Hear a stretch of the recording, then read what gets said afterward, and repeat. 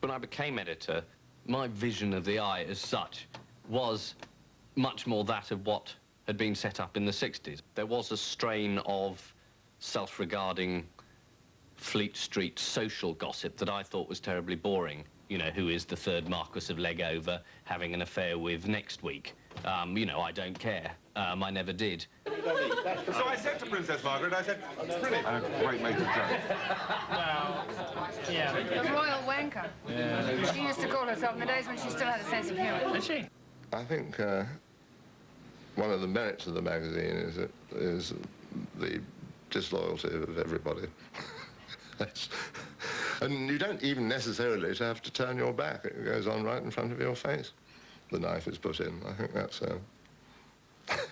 I wouldn't trust anybody here an inch. He says things like, I mean, Mrs. Curry's here today for what reason? To restore her reputation, you may think, or... I think Richard's greatest strength was his ability to see what a good story was. And unerringly, people would talk around the lunch table at the Coach and Horses, and he'd pick up on a story, and out would come the little notebook, and in would go the story. So Esplanade and try and make our lives difficult. Traitors, commies, cowards, you know, what is wrong? It's a blind social worker. This is not funny, may I point out? We've been cross-examined by Hartley Redface.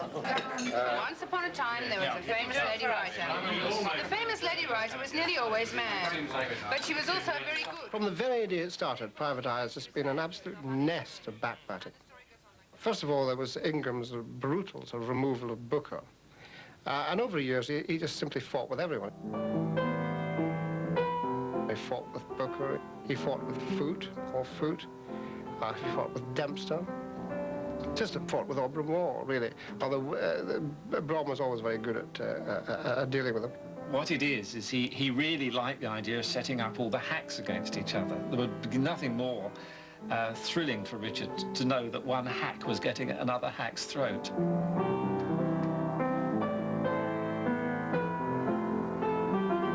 I started off just coming up to London once a fortnight and doing a few jokes with Richard. And then I was introduced into one of those bear pit sessions with Fantoni and Booker. And then I started attempting to make them laugh and occasionally succeeding. And as it went on, I got accepted. People came, people went, and we'd all look at them and realize they weren't suitable. And then Hislop came, and he never went. He stuck to Richard like a limpet. I mean, wherever Richard was, I think he even went to the loo with Richard. And it paid off, because Richard came to trust him. He enjoyed his jokes, as we all did, because he's very good at that. And at the end of the day, when Richard wanted to retire, there was only one person there. There was little Hislop standing beside him, Misa. And Misa got the job. Richard did stand by his journalist. You knew that even if they turned the thumbscrews on him, he would never say that was Nigel, or that was Peter, or that was whomsoever else.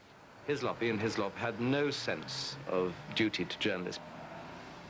The Fleet Street men thought the magazine was theirs. They thought it was about Fleet Street. And I think they were and are wrong. Private Eye was not set up by professional journalists. It was set up by failed actors and cabaret artists and people who like telling jokes.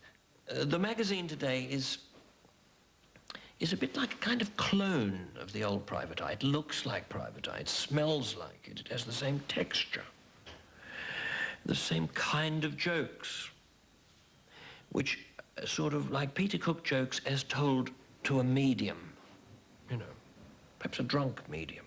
As though, indeed, it is still Private Eye, but it's been taken over by aliens. Well, Ian's editorship came, to me, completely out of the blue. You know, powerful proprietor with his fingers on every pulse in the land. I knew nothing about it. I've got a deeply unsound joke about the woman going up in space. I thought you might have. I don't think we want that. What else have you got? What is it, a Jack joke? I was putting money on this morning. What, she's crashed into the asteroid belt? Oh, no! A woman driver! Try the star. In terms of the magazine, the transition was absolutely brilliant. I mean, it's as if he'd been there for years and years and years. And, of course, Richard continued to come in. So a seamless transition. And of course Ian is our concession to youth, he being all of 15. And I believe he's a woman as well, so that helps. He represents the surging 90s. I have here a statement from Lord Nome. Nome Television has now placed its bid for the Meridian Weekend Breakfast Border Region franchise, and I'm quietly confident of success. It is not merely my enormous cash bid, nor my impressive reputation in the television industry, Chairman TV Cornflake, March 82 to April 82, nor even the illustrious names of my colleagues in the Nome Consortium, viz. Ronnie Spangle, host of TV's top quiz show, Name That Fruit, and Simon Grayman, top accountant on TV WWW, who bought the rights to They Flew to Bruges, 1948, black and white, which made last Easter such a memorable experience for viewers. No, it is more than this. It is Nome TV's clear demonstration over the last 3 months that it can and will make top-quality programming. In these 3 months, Nome Television has produced more high-quality films and documentaries than any other company and has broadcast them all at peak viewing times. The fact that the average length of these programs is 1.5 minutes and that they have such titles as How Nome TV Works, Why Nome TV is Brilliant, and Give Nome a Franchise is entirely irrelevant. E. Strobe's PP Lord Nome, Nome TV, London, W1. Right care of Panama and Liechtenstein. Thank you, gentlemen.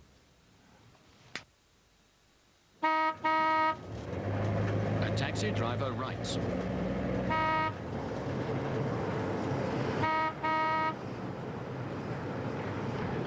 These rapists, right? I mean, they're getting away with it scot-free, aren't they, Gov? I mean, I'll tell you what, it's not right. If I had hold of them, I'll tell you what I'd do. I'd cut their bloody wedding tackle off. That'd soon put an end to it. Here, I had that Auberon Waugh in the back of the cab once. April the 21st, 1976. It had been announced that Princess Margaret was finding her single state oppressive. The Queen and I are both seriously worried about Princess Margaret. Perhaps I was wrong to joke about her. The main problem appears to be that after so much discouragement of personal initiative in this country, after the attrition of incentives, comprehensive schooling, etc., there may be no men left with enough heart for the job. I suggest placing an advertisement in the personal column of Private Eye, but the Queen feels this might cheapen the monarchy. An advertisement in any other publication would plainly be out of the question. Then I have a brainwave. What about asking the Victoria and George Cross Association to Windsor? Surely, among their number, we can find an unattached male who will not flinch from what has been described as the most grueling job in Britain. There was always a certain amount of confusion in that diary about what was true and what wasn't. And I myself became a bit confused after a time, which I think is inevitably, because you just, you know, you sit inventing stories with a tiny little element of truth or point to them. They were really making a point rather than telling a story. And people were puzzled, and of course people don't like being puzzled, and it annoyed them.